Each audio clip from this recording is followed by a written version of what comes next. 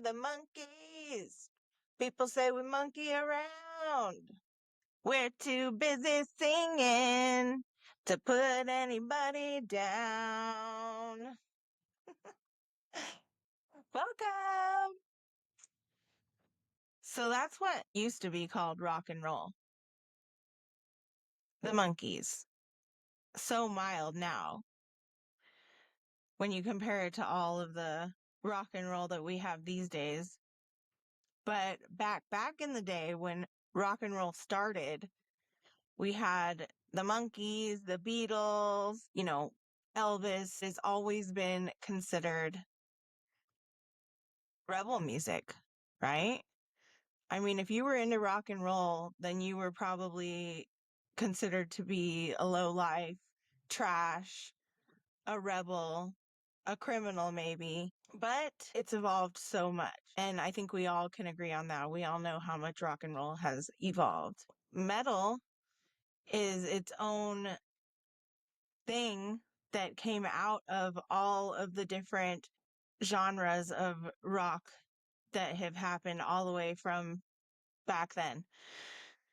One thing that has always stayed the same is that if you're rock and roll, then you are somebody who has something to say. You're somebody who doesn't care about all the normal cookie cutter expectations that seem to be expected. Rock and roll is a state of mind. The whole reason I chose rock and roll wifey instead of metal wifey is because rock and roll just encompasses more of an attitude and a lifestyle. And I mean, when I was a young kid, MTV was my babysitter. So I would consider myself more rock and roll than I would metal, but it falls into all the same umbrella, in my opinion. Something that I do want to play for you guys, and this is Shine Down. I just love hearing Brent Smith talk about this, and it's amazing. So here we go. What keeps I can get skin through healthy? A diaper that doesn't leave skin wet. That's why Pampers. The rock and roll community is an interesting place to be. We don't look at rock and roll as a genre of music. We see rock and roll as a way of life. But you see, in the rock and roll community,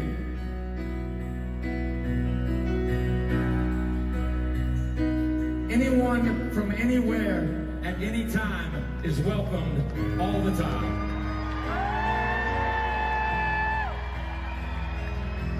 Hey Carter, light 'em up.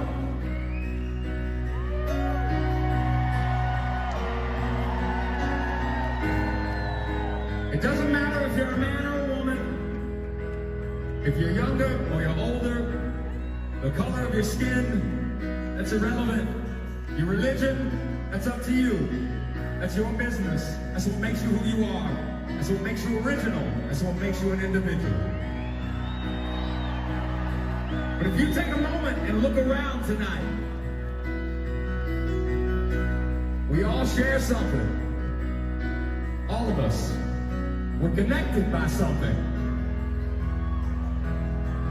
And that's called the human condition.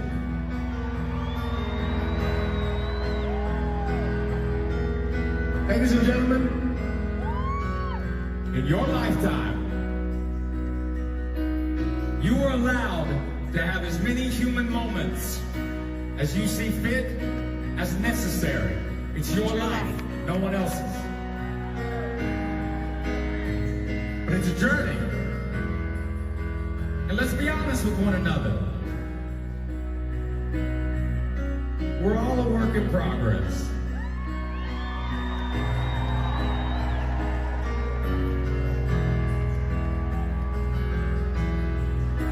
I know this world can be interesting to navigate. So we say this to all of you. Don't lose your empathy for one another. Don't lose your love for each other. And above all, don't lose your respect for one another.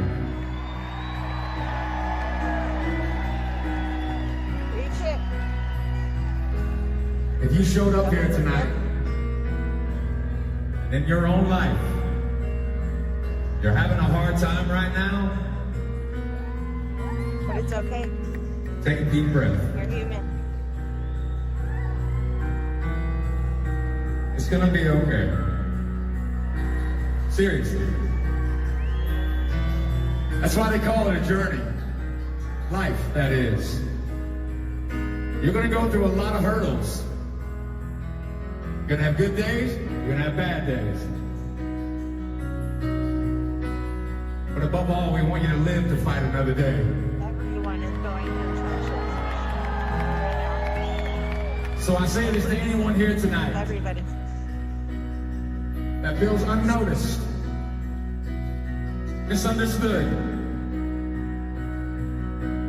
unappreciated, and unloved.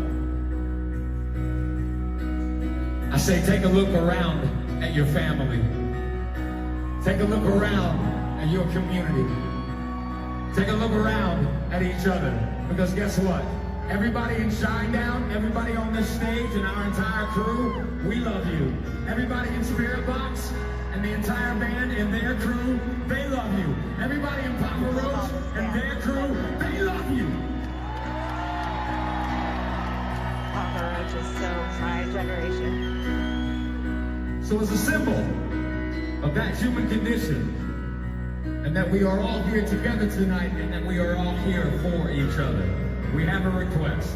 Hey, Carter, let's take it all down. Ladies and gentlemen, if you would please, every single lighter you got in this building, take it out and light it up. Every cell phone you got with you tonight, if you don't mind, take it out, turn it on, let's see it shine. It seems fitting in the Lone Star State. If you would do us the honor of showing us what the stars look like, Texas, we would be much obliged. And the only thing we ask is that you leave these stars up the whole time, just for this next song. Just follow us. And remember, sometimes it's just a symptom of being human. God, I fucking love them. Ah. I saw them one time at the Grove, one of the years that I went to the NAMM show, the Grove in Anaheim. It was amazing. They were so good. Brent Smith wore a suit.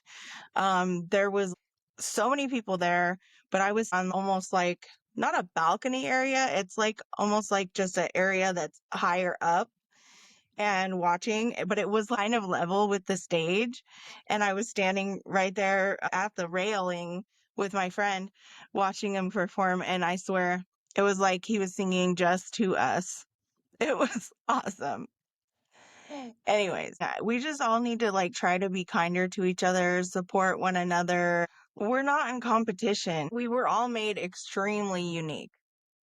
There is something for all of us, and everybody gets their turn if they put the work in.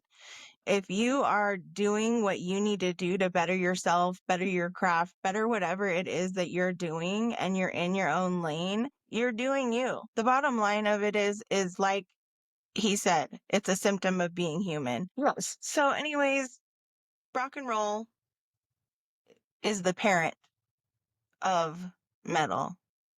And the way that metal evolved all through the 80s, I was a part of that. My babysitter was MTV. I mean, at the time when I was young, my mom was all over the place. She was kind of a young mom. She had me when she was 20.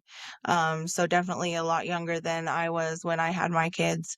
But it was just a party house and a lot going on. They would play MTV on because that was the shit back in the 80s. They had on all of the good music and all of the good music videos. I just remember all of them. The old Poison, Madonna was a huge one for me.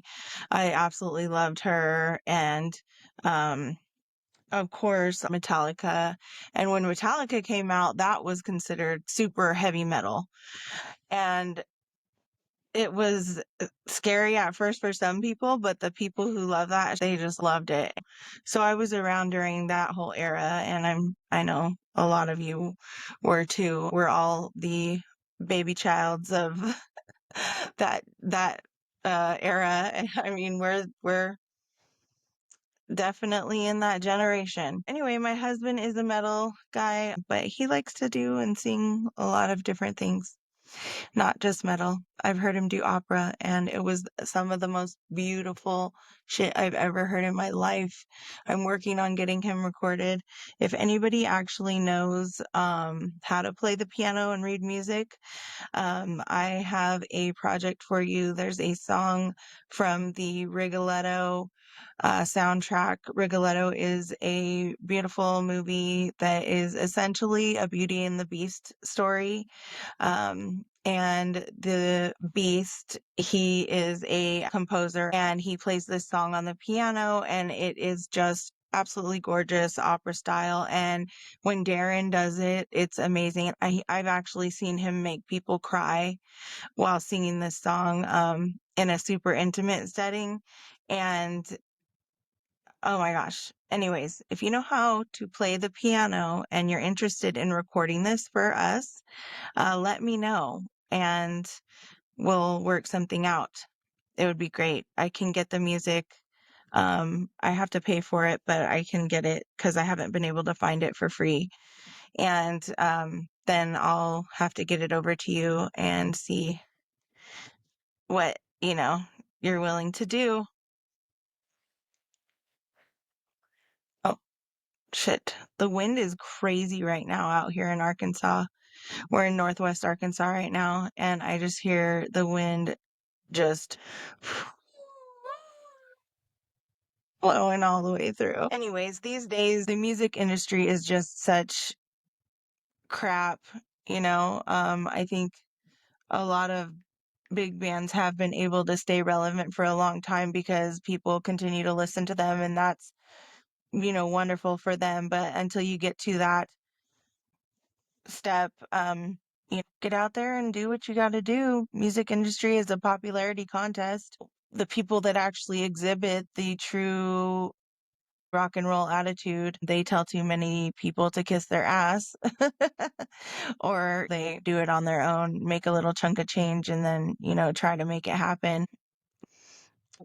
Rock and roll is about inclusiveness. So when it comes to your peers, I think that you should be in their good graces anyway. I don't think it's always good to just be like, go off and say, fuck you. For instance, I don't think it's a good idea for a band in a scene to, start a bunch of shit in the scene. It's just not a good look and people will not want to work with you. That's just what it is. Okay, so what's happening today? It is 3/19/25, 4:28 p.m. Wednesday. Happy hump day. And yesterday I just posted a little bonus show for you guys. It was the interview that I did with Anthony from Defy the Tyrants. And Anthony has been a supporter of me since we did that show. And so I'm glad we got it up. Tomorrow, I believe Darren will be heading to South Carolina. Maybe the next day. I'm not sure if they're staying over there or not. But yesterday morning, Dante showed up and picked up Darren and they drove out to Brad's house. It's in Tennessee. And I'm not going to tell you which town I think it is because I just don't want to do that. Anyways, Tennessee. And then they're going to South Carolina and then they're going back to Tennessee to a different area, to Murfreesboro. I believe it is. That's how you say it, Murfreesboro. Or it reminds me of one of those towns like anybody ever seen Mr. Deeds with Adam Sandler? Something Fieldsville town or some shit. Hold on.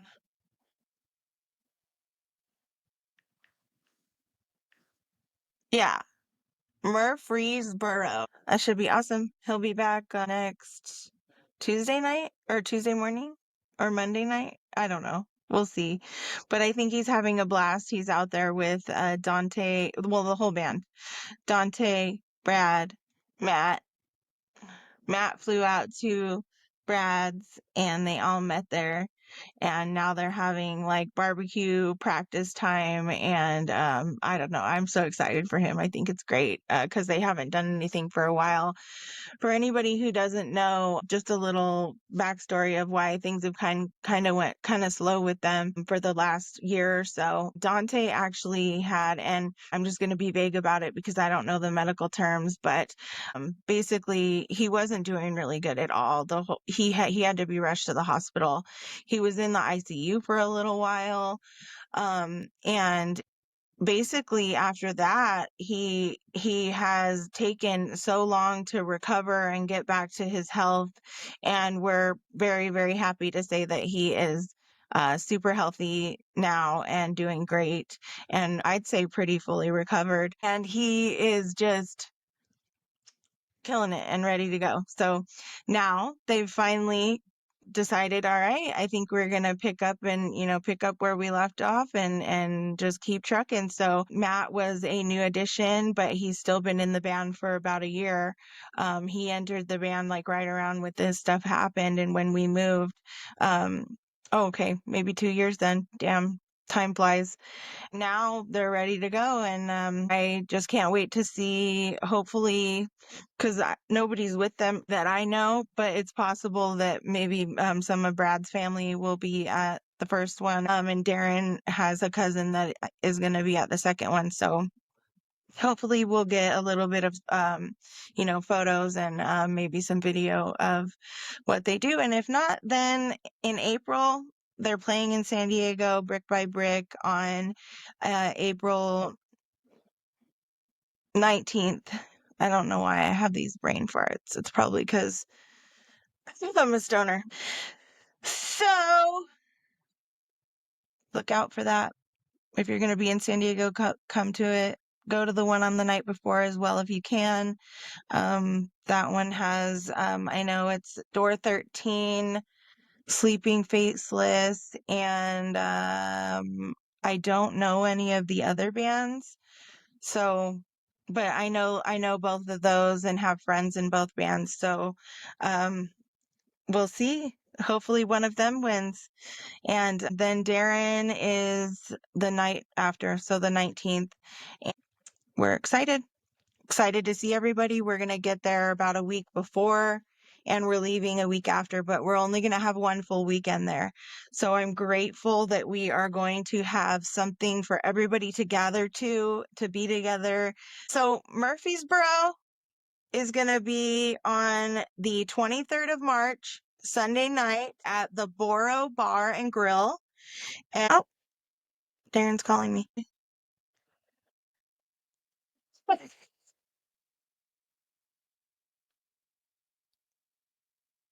Okay, so, and I don't know why I'm doing this in backwards order. I apologize. And March 22nd, 2025, which is going to be Saturday night. That's the night that they're going to be in Spartanburg, South Carolina. So that's the 22nd of March, 2025, Spartanburg, South Carolina. And then on the 23rd of March, 2025, they're going to be in Murfreesboro, Tennessee. And hopefully nothing happens to them in Tennessee, because I've been hearing all kinds of shit about people getting robbed and mugged and drugged and all kinds of shit. Who knows if it's true? I believe a lot of these TikTokers, though. I don't know why I can't take myself seriously when I say that. So that's exciting, and they'll be doing that this week. And then we have 2 weeks after that until we leave again to go to San Diego. So hopefully we'll see you all there at the shows. Okay, everybody. So that's the update. And now is time for the segment that I promised you guys every episode, that I will give you a little Rockstar Encounter story. They're fun. And I was calling it name dropping, but I don't really like that. So I'm going to call it Rockstar Encounter. My Rockstar Encounter. Okay? So let's see. I'm thinking for the second one that I'm going to tell you guys about meeting Vinnie Paul. For those of you who don't know or who've been living under a rock, Vinnie Paul was the drummer for Pantera and also Hell Yeah. Vinnie Paul has since passed since this has happened, and he was just a very lovable man. I believe it was my second year going to NAMM. Well, the year that my grandpa passed away. And my grandpa was like my dad. I didn't have a dad growing up, and he was always there to be that masculine man, figure in my life. So it was like a heavy year for me. I had just spent Christmas and I went there right after Thanksgiving because he was diagnosed with cancer right after Thanksgiving. And he was sick, really sick. I think I may have taken a plane to San Diego and then we took a train together to LA. And we get there and we're staying at the Hilton. Everybody who goes to the NAMM show knows that most of the people who are either there as vendors or, even some of the rock stars that are there for their signings and for their sponsorships, they'll stay at the Hilton. And the lobby of the Hilton is a huge place to rub elbows and network during that whole weekend with all of people in the industry. And rock stars are everywhere. It was really exciting to be there. But once you get to go to the convention, you're walking through and, you see all the different booths and, the different rock stars. And my friend was friends with the bodyguard for Vinnie Paul. His name is Chris. A lot of you people who follow them, you may know who he is too. And Crusher had a huge crush on Crystal, my friend. He just adored her, and she just had this way with him where she could walk up and be like, hi, and he would treat her like a little princess. And so when we showed up and we saw him, it was like awesome because Vinnie Paul was right there. And he goes, oh, let me introduce you, brings us over. We meet him. And it was like really awesome to meet him. And we met up with Crusher, Vinnie Paul, and then the other guys from Hell Yeah. So it was Bob Zilla and Tom Maxwell. We're like, yeah, let's do it. So we ended up going and getting some food with them. And then that turned into us going and getting ready really quick to go out and then meeting back up with them. We went over to Vinnie Paul's hotel and we did some shots with them. That was super fun. They were super gentlemen. And then that led to us going with them to the Grove. And that was fucking sick. So we showed up at the Grove with them, and imagine the back area of the Grove. It's like a parking lot with a fence and tables. And, well, oh my gosh, we walked through with them and we were hanging out in the back with them, and we saw Liv Tyler. We saw Corey Taylor. We did shots with Collective Soul. We ended up, that was the night that we met Art Cruz as well. He's now the drummer for Lamb of God. And then we were hanging out in their green room, because actually Hollywood Undead was playing, and, there was another band. Oh, Collective Soul was playing, and we were hanging out in the back green room with all of them, and Vinnie Paul and Tommy Lee, they were all hanging out, and we were all hanging out. It was crazy, surreal to say the least. And then excuse me, some other things happened, but I'm gonna have to include those in some other episodes. But right after that, we ended up going to the strip club with them.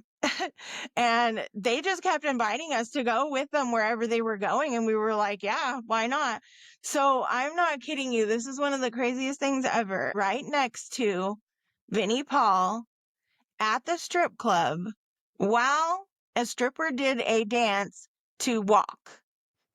And it was just crazy. And then after that, we ended up going back with them to a hotel party. And there was a bunch of people there, but by this time, Vinnie Paul was completely like trashed, and he was hitting on Crystal a lot. And this is when he had a girlfriend. I think her name was Chelsea. But not to throw him under the bus, he was just really drunk, and Crystal's hot. So what are you going to do? She didn't do anything and he didn't do anything. So I just know he was like super flirting with her. And I remember telling him, "You have a girlfriend." And he's like, "I know. I'm not trying to fuck her." And I'm like, "Okay, chill out then." And I also remember we were in the elevator, and we were all together, and this was before the pandemic, mind you. This was back in, this might not seem weird right now, but this was back in 2009. And he had a Purell bottle of hand sanitizer hanging off of his belt. And I remember, I mean, I was bold. I don't know why I can't keep my mouth shut sometimes, but it was still funny and it was fine. I asked him, I was like, "What the hell? Who does that? Who has hand sanitizer hanging from your belt?" Kind of just giving him shit, you know? And he's like, "Okay, yeah, you go shake 10,000 metalhead." God, I can't talk. This happens to me a lot, guys. You let me see you go shake 10,000 metalheads' hands a day and not carry hand sanitizer on you. And I'm like, touche, bro. Anyways, he was cool, and they were really awesome to allow us to just have that full Rockstar experience that night. It was really fun, and I'll never forget it. So rest in peace, Vinnie Paul. Thank you for the drinks. Thank you for the OGs. Because they did pay for us as well. Thank you for the strip club, and thanks for the shots. You're awesome. On that note, I think I've gabbed enough, and I think that you guys are probably about tired of hearing me gab now. So I'm going to say goodbye, and I will check in with you guys again soon. Bye.